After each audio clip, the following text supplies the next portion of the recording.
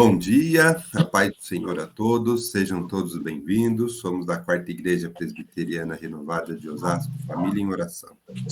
Estamos estudando as cartas de Paulo e a gente está estudando a carta de Paulo aos Filipenses. E antes da gente estar dando início aqui aos trabalhos, vou pedir para a irmã Cleida, a Quedinha, fazer uma oração para a gente. Queda. A paz do Senhor a todos, bom dia.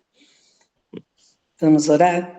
Querido Deus, amado Pai, me coloco diante de Ti, Senhor, nesse momento, para estar Te agradecendo, Senhor, por mais um dia, para estar Te pedindo, Senhor, que o Senhor venha abençoar, Senhor, a nossa escola bíblica, que o Senhor venha abençoar o nosso domingo, Pai, que o Senhor venha capacitar, Senhor, a cada dia mais o irmão Marcelino, o irmão Edgar, Senhor, eu Te agradeço pela vida deles, ó Pai, que o Senhor venha abrir as nossas mentes, Senhor, nos dar entendimento para que possamos a cada dia mais, Senhor, estar aprendendo de Ti, ó Pai. Que o Senhor abra as nossas mentes, os nossos corações, Pai, que nós possamos a cada dia mais, Senhor, estar entendendo, Senhor, o que o Senhor tem para nós, o que o Senhor tem a nos revelar, Senhor, a cada dia, Pai.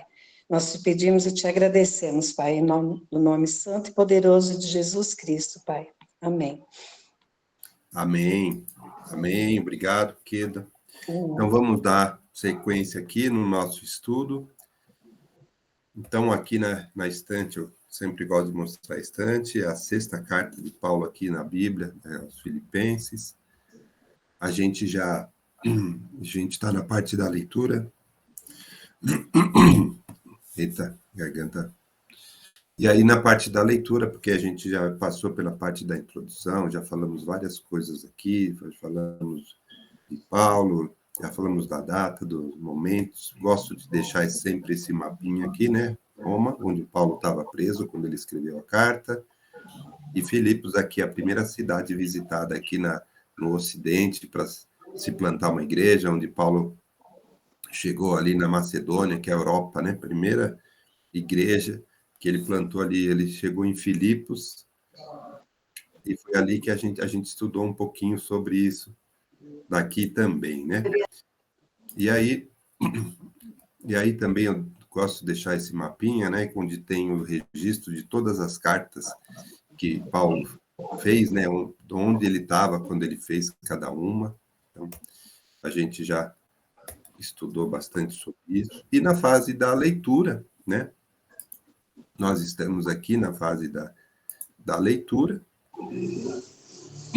Também falamos bastante do momento lá da cidade, né? Falamos daquelas 3 personagens lá que se converteram, que foram salvos, né? Falamos da Lídia, falamos da mulher adivinha que foi liberta pelo Paulo, falamos do carcereiro e da família dele que foram convertidos, né? Enfim.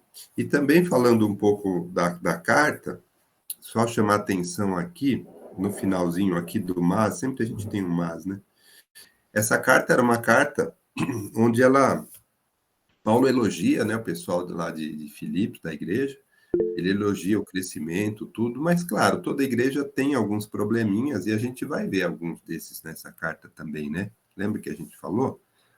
A gente disse que também tinha alguns problemas e a gente vai identificar durante essa carta. E como hoje a leitura vai começar com algumas dessas, né? Só retomando aqui, quando a gente está falando lá de Filipos, a gente viu que era uma igreja muito forte, né, espiritualmente, né? Eles eram, assim, eles cuidavam, né, dos missionários, tanto é que eles ajudavam bastante Paulo, né? Eles foram que mais ajudaram Paulo na caminhada dele, né? Eles enviaram dinheiro, eles sustentaram Paulo, quando ele estava em Tessalônica, quando ele estava em Corinto, agora quando ele está em Roma, lá preso, eles mandaram, né, ajuda. Mas eles também tinham alguns problemas. Tinham problemas de motivação, né? Às vezes fazia a coisa certa, mas na motivação errada. Às vezes a comunhão não era adequada. Às vezes tinha umas panelinhas. A gente vai ver algumas coisas que a gente encontra, né, nos grupos, né? E que a gente também aproveita para aprender a evitar certas coisas, né? Lideranças, às vezes, que se opõem, né? Um pensa de um jeito, outro pensa do outro. Como é que a gente tem que tratar isso daí. Então, tinha, assim, algumas disputas domésticas também, alguns melindres pessoais, e que a gente também, a gente vê nessa carta e a gente vai comentar sobre isso também, né? Bom, e aí a gente, no capítulo 1, né, a gente começou a ler o capítulo 1, hoje a gente vai ler e comentar o último bloco desse capítulo, né? No primeiro bloco a gente viu Paulo orando pelos filipenses, né? Ele orou pelo trabalho que eles estavam fazendo, né? De levar o evangelho, né? Então ele orou, né? Ele falou que estava orando com alegria por esse trabalho deles, né? E também orando para que aumentasse o conhecimento deles na palavra. Então, ele pediu essas duas coisas nas orações dele.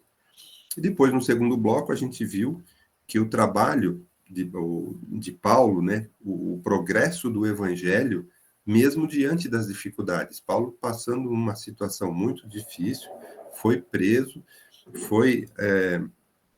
ele foi perseguido também, ele foi questionado, enfim, ele passou maus bocados aí, mas mesmo diante disso, ele levou o evangelho.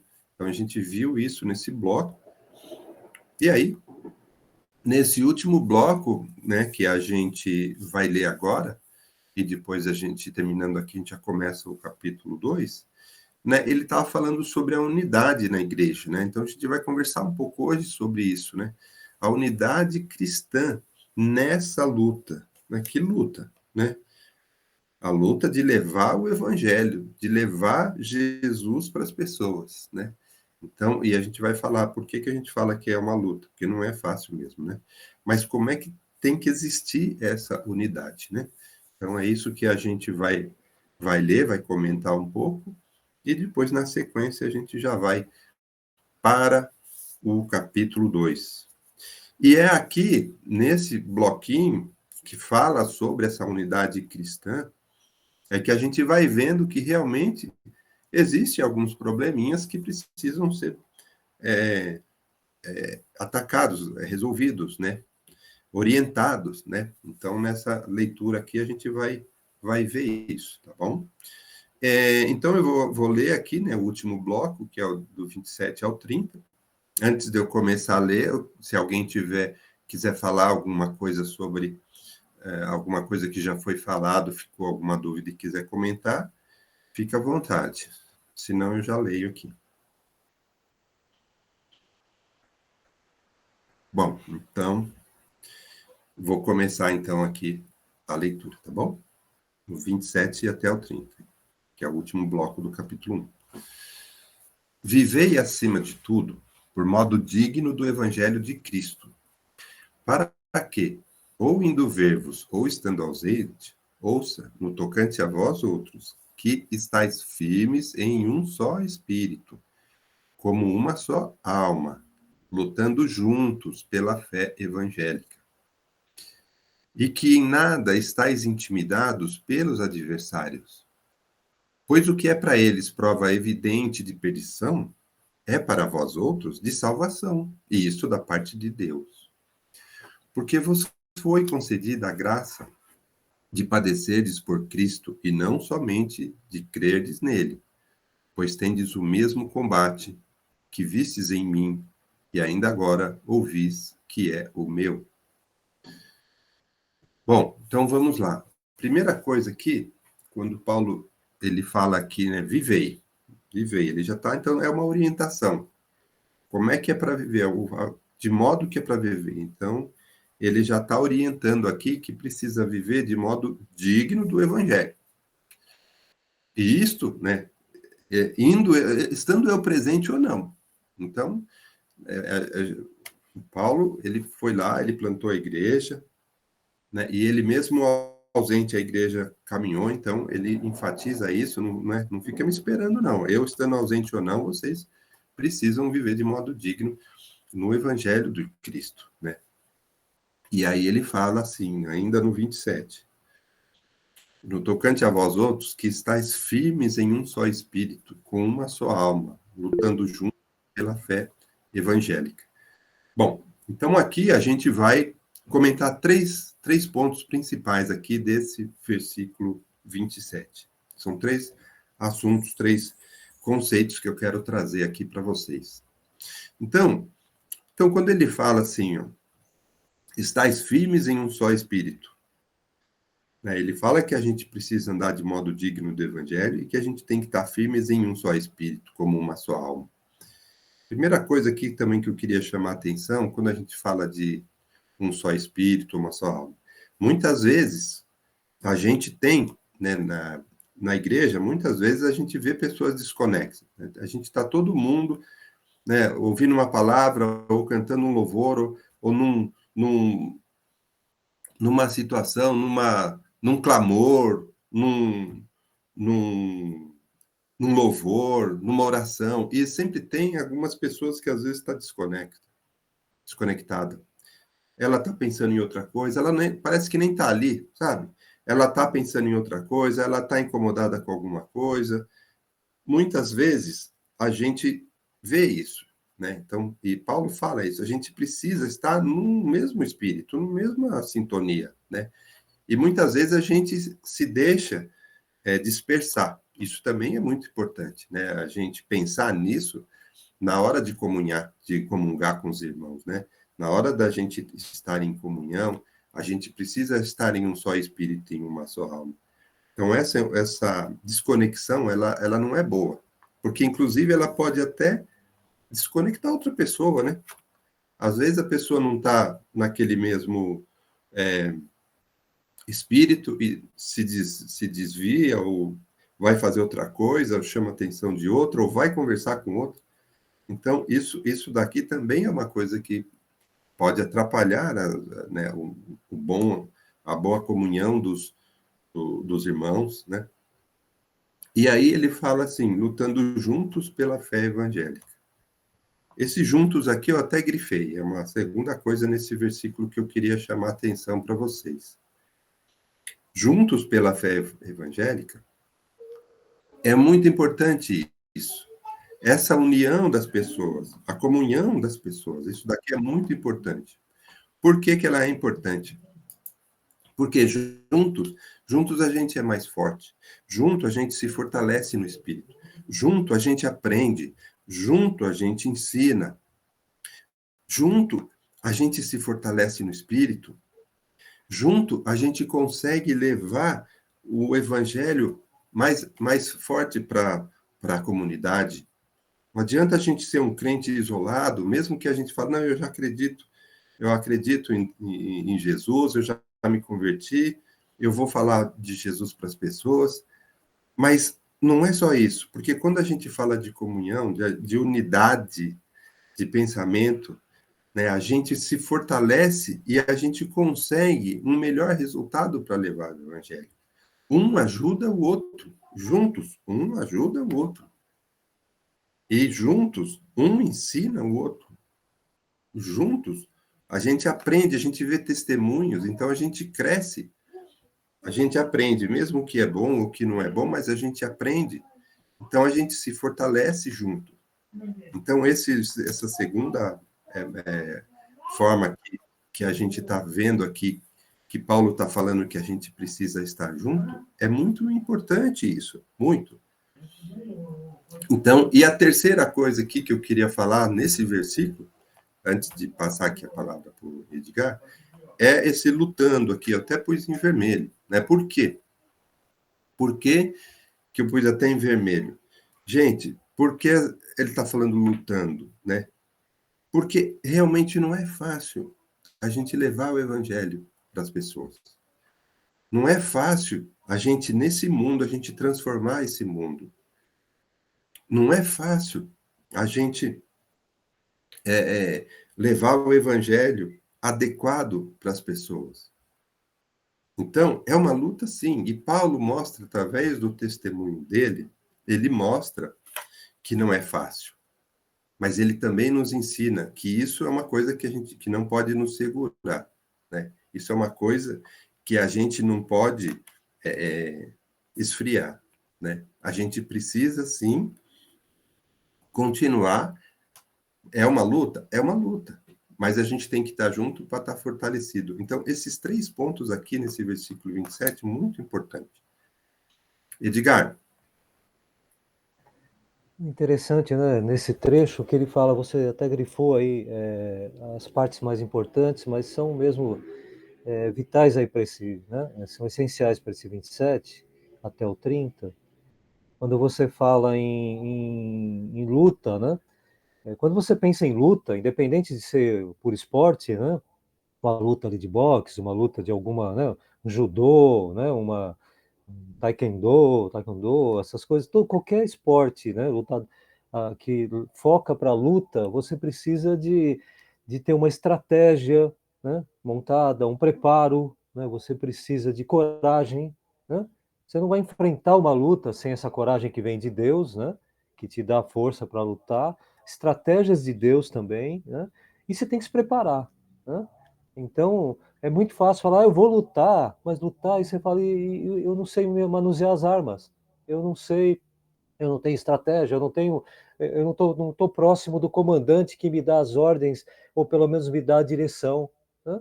Então, imagine um soldado que vai para a luta e ele não sabe onde é que, eu não tenho a menor ideia quem é meu comandante, o que ele quer, o que eu devo fazer, né? Então, como é que você vai para a luta sem saber isso tudo? Então você precisa se preparar ouvindo a palavra, lendo, praticando, tendo tempo de comunhão, né? Falando com Deus, sabendo o que Ele quer de você, né? Porque imagine, essa coisa da luta é uma coisa muito séria, uma palavra simples ali, né?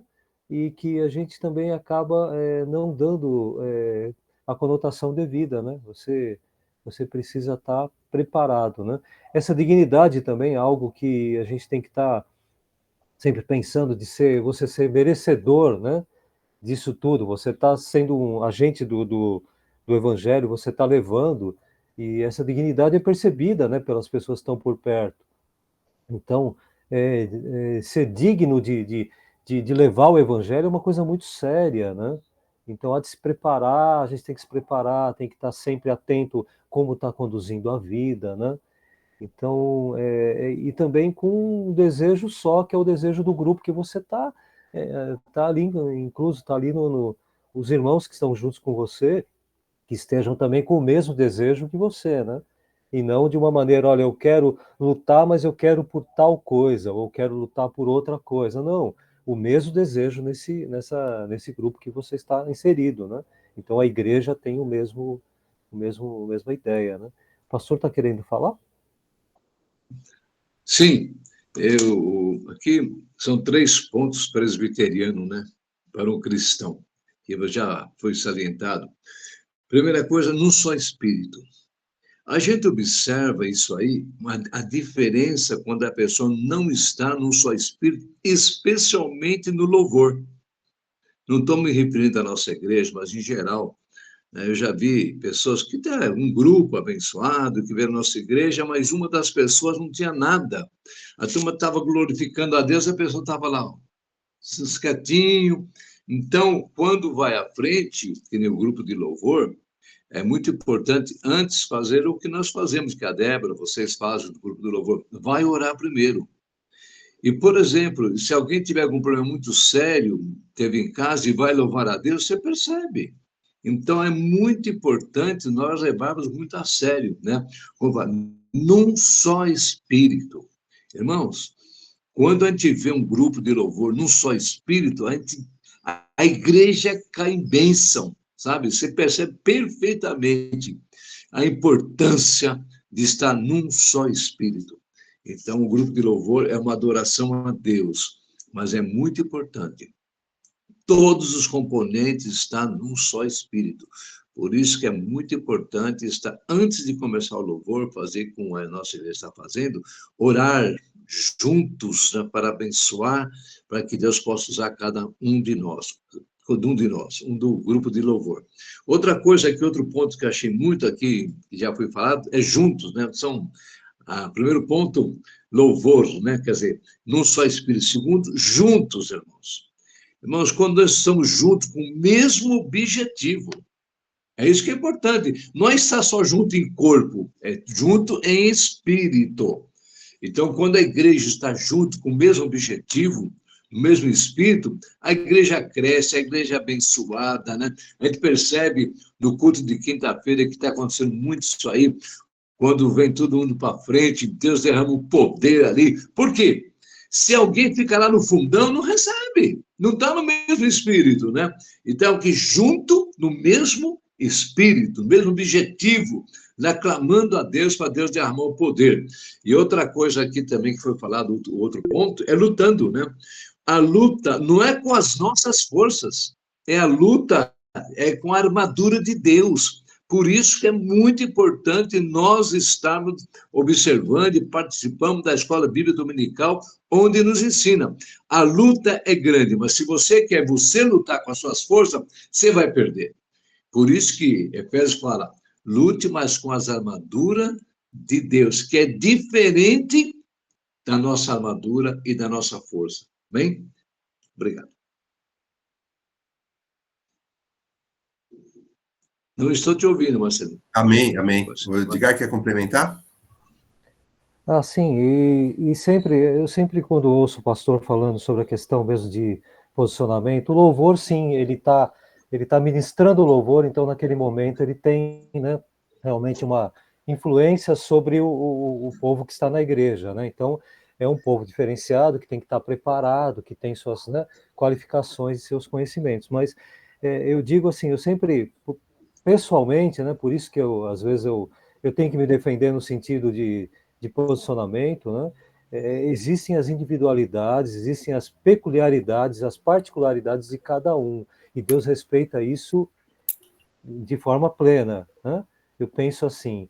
Então existe aquele irmãozinho quietinho, que não é capaz nunca de dançar numa igreja, jamais, e ele está super ligado a Deus, e está super em comunhão com Deus. E existe aquele irmãozinho que pula, dança, rodopeia, voa pela igreja, que ele também está. Então, assim, existem as particularidades. Então, não necessariamente aquela irmãzinha que está ali, quietinha, ela está louvando a Deus de uma forma intensa. Então, isso é muito relativo mesmo, né? E a questão mesmo do louvor é diferente também porque, imagine todos lá parece que quietos, então isso também pode influenciar, né, de uma maneira. Então, existe um preparo diferenciado para o louvor, sim. Mas os irmãos que estão em comunhão ali, cada um com a sua particularidade, cada um com o seu movimento. Então, se vocês me verem lá na igreja dançando, cantando e pulando, não sou eu, estou com algum problema. Então, tem que chamar o SAMU porque a coisa não está boa. Entendeu? Então, a gente precisa tomar muito cuidado com isso, né? Assim, eu sei que o pastor sabe disso e sabemos disso, né? Mas, assim, existe esse respeito. Um chora do lado, o outro fica quieto. Um fica emocionado e o outro não transparece isso. Então, cada um tem uma particularidade. Isso é respeitado por... Sim. Só não cortando, mas já cortando só a palavra, tinha um irmão da nossa igreja, chamava Estevão, né? Ele era uma bênção muito grande na igreja. Ele ficava em silêncio, mas quando ele abria a boca era um fogo. Então, é a natureza.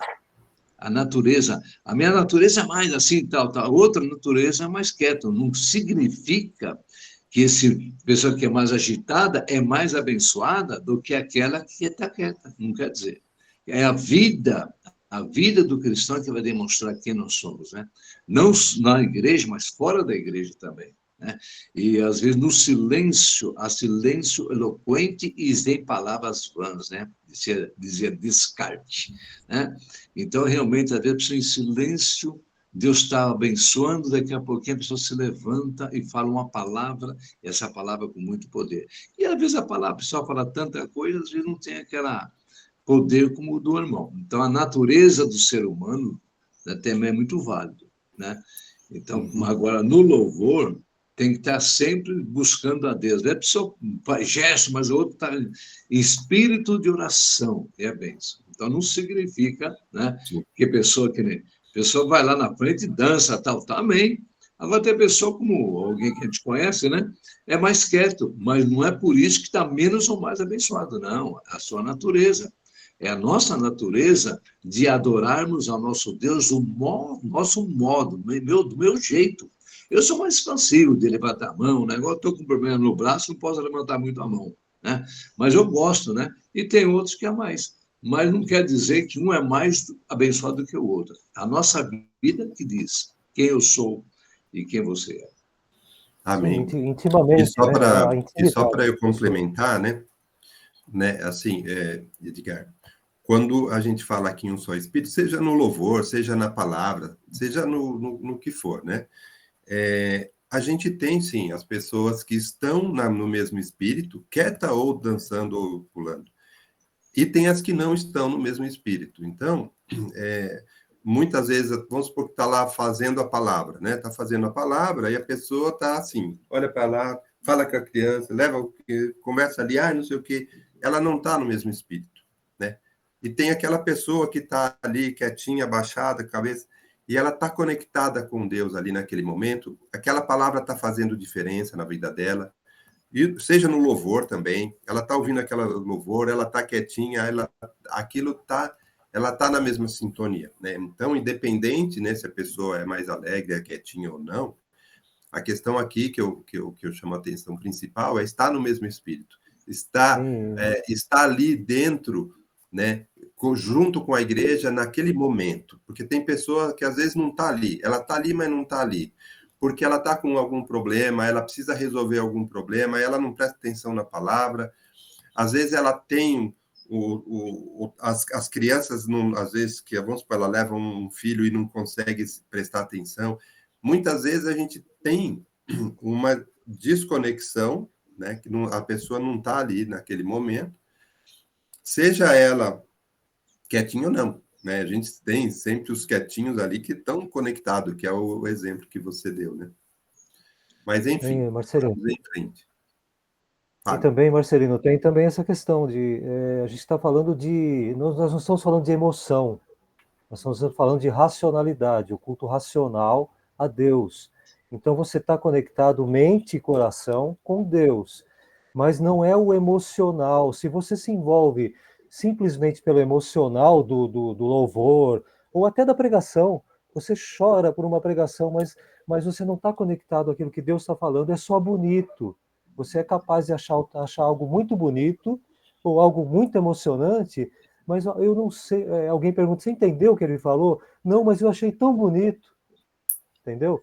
Então, às vezes, a pessoa chora e fica envolvido e pula e tal, mas ela está só emocionada, né? E essa emoção passa, mas o racional, né, o culto racional oferecido a Deus e que você tem conexão com Deus, esse vai para o resto da semana, esse vai para a vida. Tem palavras que eu me lembro como se fosse hoje, e que racionalmente eu ouvi de um pastor que pregou e eu entendi aquilo. Então, veio de Deus de uma forma que eu não me esqueci mais. Agora, se for coisas emocionais, cultos que eu chorei, que olha que eu já chorei em culto, por incrível que pareça, né? Que eu choro uma vez por ano, já chorei em culto. Eu não me lembro mais do que foi pregado. Eu não me lembro, porque foi emocional. Eu me emocionei, foi muito bonito, mas eu não me lembro mais. E outros, uma palavra muito racional, muito certinha, muito vindo da palavra mesmo de Deus, eu me lembro como se fosse hoje. Então, assim, existe essa relação, né, de, a pessoa nem chorou e o pastor falou tal coisa, ou o culto, o louvor estava tão bonito que a pessoa até chorou. Você pergunta para ela, você lembra o que ele falou quando você chorou? Eu não me lembro mais. Então, é muito relativo isso, né? É muito relativo. Viu, Edgar? Agora, tem também realmente aquele choro que a pessoa é quebrantada na frente porque o Espírito Santo está visitando a pessoa, né? Então, sim. Então tem os dois lados, né? E você percebe assim, ó, por exemplo, a pessoa vai lá na frente, lá é quebrantada, daqui a pouquinho está lá no fundão conversando, falando de outro assunto, entendeu? Aí você percebe. Agora, quando a pessoa é quebrantada, ele participa do culto, saiu quebrantado, chorou, foi ali, chorou muito na presença do Senhor. Ele fica no banco, ouve a palavra e continua sendo quebrantado. Isso é bênção, né? Então, tem os dois lados. Né? Não analisar, não ficar analisando de uma forma humana o que está acontecendo. Sim. Isso é espiritual, é Deus e a pessoa, né? Porque na renovação espiritual eu já vi muita coisa de bênção, de pessoa ser quebrantada, daqui a pouquinho começou a glorificar a Deus, sabe? E a gente percebia, só de chegar nela, a gente percebia o poder de Deus. E do outro lado, Eu vi uma pessoa também que estava, quando eu cheguei lá na vigília, não é na nossa igreja aqui, foi lá em Maringá, a pessoa estava chorando, uma mulher pôs a mão na cabeça dela e ela estava, amém, amém, amém, parecia que estava sendo abençoada. Muito. Aí eu senti mal naquilo lá. Por isso que nós temos que ter discernimento quando é de Deus ou quando não é. O que eu fiz? Eu me senti mal. Então, para não haver escândalo, porque tinha muita gente, eu sabia que lá não era de Deus, era outra coisa, não era possível. Eu me senti esquisito. Eu simplesmente pus a mão no ombro dela, naquela mulher que estava orando pelo membro da minha igreja, e só falei assim, ó, Jesus, derrama o teu poder sobre ela. Meu irmão, na hora que eu falei isso, manifestou o inimigo nela. Ela começou a gritar, inimigo, usando a mão de uma pessoa, e a irmãzinha lá, amém, glória a Deus, olha só. Então, por isso, na nossa igreja, nós temos que ter discernimento, que é super importante. É um dos dons, né? Amém. Amém. Então, seguindo aqui, a gente falou desses 3 pontos do versículo 27, e aqui a gente tem aqui, ó, 28, também interessante aqui, ó, quando ele fala, nada estáis intimidados pelos adversários.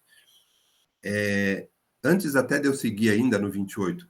Então, nada estáis intimidados pelos adversários, porque é natural que a gente tem muitas coisas contrárias que nos impede de estar levando o evangelho. Então, quanto mais a gente está fortalecido, quanto mais a gente busca o entendimento, quanto mais a gente está enraizado na palavra, mais a gente vai conseguir evitar certos ataques adversários, né? Então, a gente vai ficar... a gente não vai desistir. Porque muitas vezes a gente fala, poxa, é uma luta mesmo, é difícil levar... É difícil. Mas a gente não pode se deixar intimidar pelos adversários para levar a obra. Então, Paulo quer dizer isso e mostra isso para a gente. Que a gente não vamos ser intimidados pelo adversário, não. Vamos para frente. E aí ele fala, ainda no 28, ele fala assim, que para esses é prova evidente de perdição e para vós é de salvação. O que ele está falando aqui? Ele está falando dessa luta que a gente passa, desse sofrimento ou desses problemas que a gente passa, e para essas pessoas que não entendem, ele fala, isso é prova de perdição aí, ó. Pô, o rapaz lá, ele é cristão e está sofrendo daquele jeito? O rapaz está passando por isso, e o cara tem fé, o cara acredita em Jesus, ele leva a palavra, mas ele passa por tanto perrengue assim, mas será? Sabe? Então, isso, para quem não entende, para quem não conhece e vê o cristão passando por dificuldade, muitas vezes ele fala, isso é uma perdição, ou é uma coisa que ele fez, é um castigo, é uma coisa assim. Então, às vezes o cara não entende, e é um sinal de perdição, e não é. E para vós, outros, é um sinal de salvação. Então, Paulo vem mostrar que muitas vezes o sofrimento, as coisas que a gente passa, as dificuldades, ou as transformações, ou as provas que a gente passa, para a gente que entende o que vive com Jesus, para a gente que entende a obra, para a gente isso faz parte da salvação. Ainda ele fala, isto da parte de Deus. Eu quero deixar até claro, né? Deixar até claro, isso da parte de Deus, porque se você estiver passando aí um perrengue por uma escolha sua, que você fez um negócio errado e colheu o fruto errado, você plantou um negócio lá, deu errado, você vai sofrer por isso. Isso é natural, não é isso que eu estou falando. A gente está falando aqui a questão de uma vida cristã, onde muitas vezes a gente passa por sofrimento ou passa por provações, onde Deus está forjando o nosso caráter, o caráter de Cristo, e muita gente não entende isso e acha que isso é uma perdição. É isso que Paulo fala. Não seja intimidado por adversários quando você estiver passando por prova, não. Porque para eles podem não entender, para eles é sinal de que isso é uma maldição, é uma perdição, e não é. Para a gente que entende, para a gente que está em Cristo, para a gente que está vivendo a palavra, isso é sinal de salvação, sim. Então Paulo deixa isso muito bem claro aqui, que a gente não tem que fraquejar diante das adversidades. A gente tem que continuar firme em levar o evangelho. E Paulo é um testemunho muito claro disso, de passar por dificuldades para levar o evangelho, mas que isso não é perdição, é salvação. Então, isso ficou muito claro aqui no 28, né? Fala, Edgar.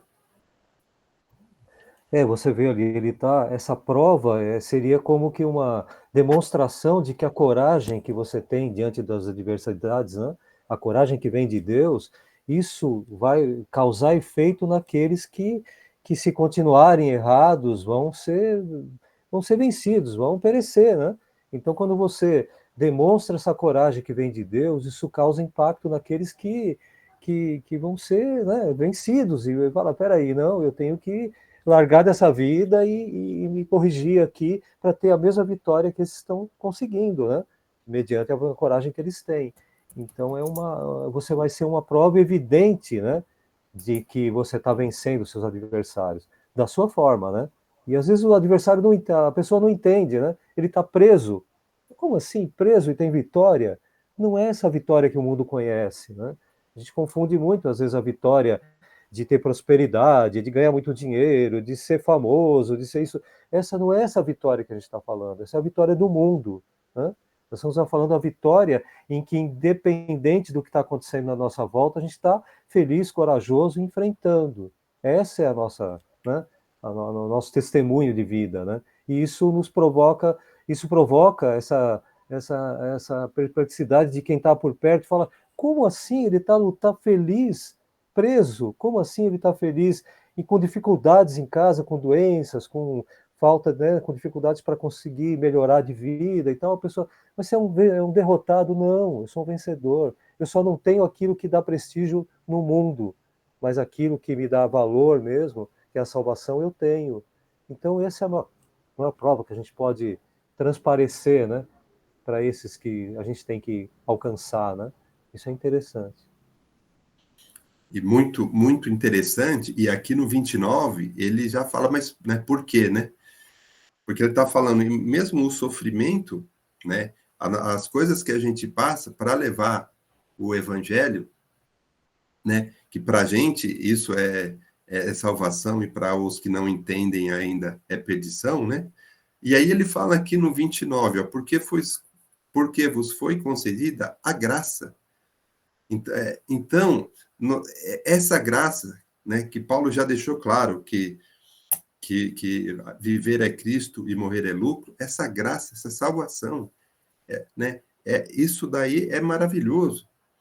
Então, e foi concedido essa graça para quem crê. Para quem aceitou Jesus, foi concedida a graça. Então, e aí Paulo diz assim, então, né, essa graça de padecer por Cristo e não somente de crerdes nele. Agora já até grifei o somente crerdes nele. Porque ele está falando de uma luta, porque a gente está falando de uma ação, a gente está falando de uma atitude, está falando de uma vida para levar o evangelho. Então, não é, sou cristão, aceitei Jesus, creio nele e parou aqui. Não. Então, ele fala, não é só crer em Jesus. Padecer por ele, que significa o quê? Você crê? Você entendeu o que ele pediu para você fazer? Você entendeu o que Jesus espera da gente? Se você crê em Jesus, você crê nos ensinamentos dele. Então você sabe o que a gente precisa fazer. Então, e quando a gente vai fazer, não é fácil, a gente pode padecer. Mas padecer junto com ele, porque Cristo falou que ia estar junto. E está junto. Então, foi concedida essa graça para quem aceita Jesus. Então, se a gente vai padecer por Cristo, a gente vai lutar juntos pela fé evangélica. Então, quando ele fala, então não é somente crer. Crer somente tá bom. Se não, legal, já aceitei Jesus, acreditei e ponto. Não, tem uma obra aí para ser feita. Tem um ensinamento de Jesus para pôr em prática. Tem uma vida aí para a gente ajudar e levar o evangelho para as pessoas. E não somente crer. E aí, então, Paulo fala no 30, ele finaliza o bloco. tendes o mesmo combate que vistes em mim. Então, quer dizer, Paulo, né, a gente está estudando as cartas dele, a gente está estudando a vida dele, então a gente está entendendo como a vida de Paulo é um ensinamento, é um testemunho de levar Cristo para as pessoas, de ensinar as pessoas. Ele deixa aqui cartas riquíssimas para nós todos aqui, né? Aprendemos como que a gente faz para levar o evangelho para as pessoas, né? Tem tanto ensinamento aqui que ele deixou. Então, ele tem uma vida de luta, de ensinamento, onde esse testemunho de Paulo nos deixa claro o que é padecer por Cristo.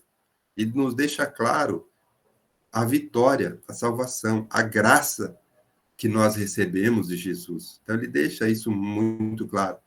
Então, Paulo fala, então tendes o mesmo combate que vem em mim. Como disse o Edgar na vez passada, né, ele fala assim, vamos imitar Paulo, porque Paulo fala que ele imita Cristo, né? Então, Edgar falou isso aqui, acho que domingo passado, né? Então, tende o mesmo combate, tem a mesma vida, tem a mesma luta que eu tive. Agora vocês estão vendo, né? Que é o meu combate, a minha vida. Paulo é um testemunho de como é uma vida em Cristo, de como é uma vida para levar o evangelho às pessoas. Edgar? Eu queria só fazer uma analogia, uma brincadeira com a questão da questão do.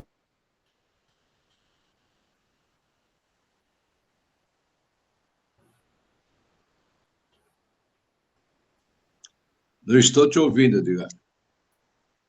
Tá no mudo aí. Desligou. Aí. A reação da pessoa, às vezes a pessoa está. Eu estava falando em Libras aqui, professor. E às vezes a pessoa está no mundo aí, está vendo as situações, e vamos dizer, um exemplo, futebol, está lá o goleiro que é cristão, tá? Temente a Deus e tal. E a pessoa que vai bater o pênalti também é cristão, né? E aí, como é que faz? O que bate pênalti pede a Deus que faça o pênalti, que faça o gol, e o goleiro pede a Deus que defenda, né? Então, assim, defendendo ou tomando gol, ele agradece a Deus, né? Sabe aquela coisa assim, as circunstâncias, as coisas que vão acontecer ao redor dele não interferem no agradecimento dele a Deus e a prosperidade dele, porque ele é próspero, ele estava jogando futebol, ele estava naquele momento, estava com força para jogar futebol. Então é muito comum, às vezes, não sei se a gente não conhece a vida deles com Deus, mas do goleiro, às vezes, acaba o jogo, ele perdeu o jogo, mas ele se ajoelha e agradece a Deus. Já vi muito isso. É muito comum, né? A pessoa, às vezes, está voltada às coisas, a vida dele para as coisas de Deus. Nem sempre, lógico, com propriedade, mas às vezes ela está ali fazendo aquilo mesmo para Deus. Ela perdeu o jogo, mas ela agradece a Deus no final do jogo. Eu acho impressionante isso. E no gol ali, ele tomou o gol, mas o outro também era cristão. E aí? E Deus agora vai fazer empatar o pênalti? Um defende e um faz o gol ao mesmo tempo? Não, né? Então, não é a circunstância de tomar o gol ou de defender que vai mudar o posicionamento dele. Então, assim, a gente tem que estar sempre pensando que essa graça de Deus que nos vem ali, né, independente de padecermos ou não, né, por Cristo, isso não vai interferir, né, no nosso posicionamento. E as pessoas têm muito disso. Aquele irmão tá no pecado, não consegue nada na vida. Não, ele não teve a mesma sorte que você, cara pálida, sabe aquela coisa? Você que é tão bom quanto ele, talvez, não teve a mesma sorte. Então a gente tem que sempre pesar, ou não pesar, né? Deixar que as coisas aconteçam por permissão de Deus, né? Amém, pastor?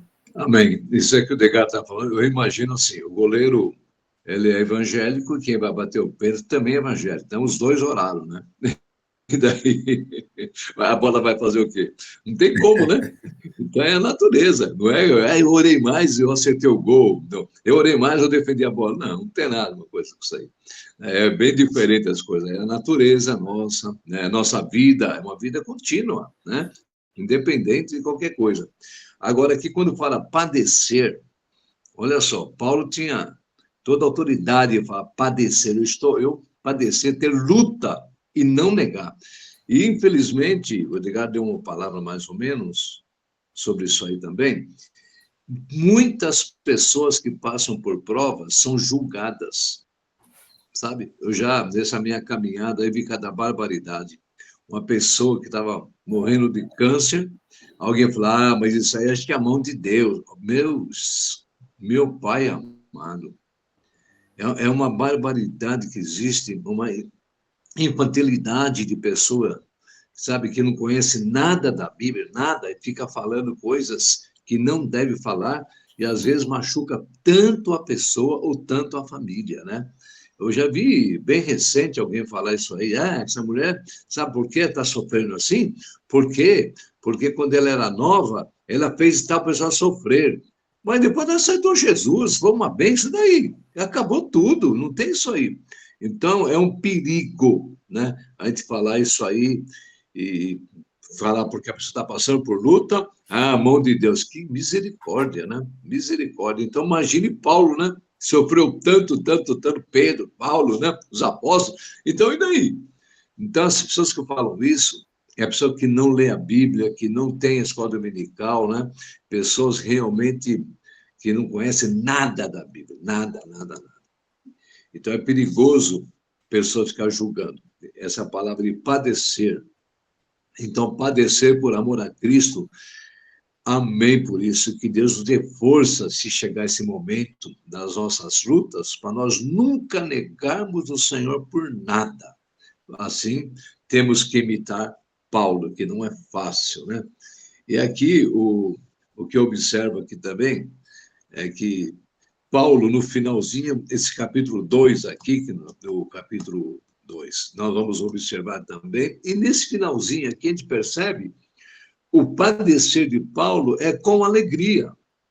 Então, ele fala com alegria, sabe? Ele escreve isso aqui com alegria. Sim, eu padeci, sofri, né? Mas com alegria. Porque eu padeci pelo Senhor, eu sofri pelo Senhor. Então, quando a luta vem sobre nós temos que imitar Paulo realmente.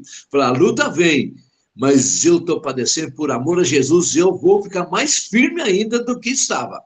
Porque a luta vai servir de lição para a minha vida. As dificuldades da vida vai servir de lição para a minha vida também. Em nome de Jesus. Amém. Isso é uma outra palavra. Eu falei aqui sobre um irmão que era um exemplo da nossa igreja, da primeira igreja renovada, que era o homem que em silêncio Deus usava muito. Eu falei Estevão Livro, não, era Ofine Franco, e o Milton conheceu muito bem, e a Ângela também, Ofine Franco. Quieto, mas era um homem de poder, né? Então, é a natureza dele, né? Era quieta, mas Deus usava muito. Ofine Franco. Amém. Amém. E agora, antes de terminar aqui e passar a palavra para o pastor, eu até coloquei aqui, ó, Filipenses 4, o versículo 2 e 3, assim, a gente comentou que nessa carta a gente ia ver Paulo falando sobre esses probleminhas normais que acontecem nas igrejas, né? No caso aqui, a gente mencionou esse, mas olha, a gente vai chegar lá no capítulo 4 também, o versículo 2 e o versículo 3, eu vou ler aqui, ó, no Filipenses 4, no 2 e no 3, está escrito assim, ó, rogo a Evódia e rogo a Sintique, pensem concordantemente no Senhor. A ti, fiel companheiro de jugo, também peço que os auxilies, pois juntas se esforçaram comigo no Evangelho, também com Clemente e com as demais cooperadores meus, cujos nomes vos encontram no livro da vida.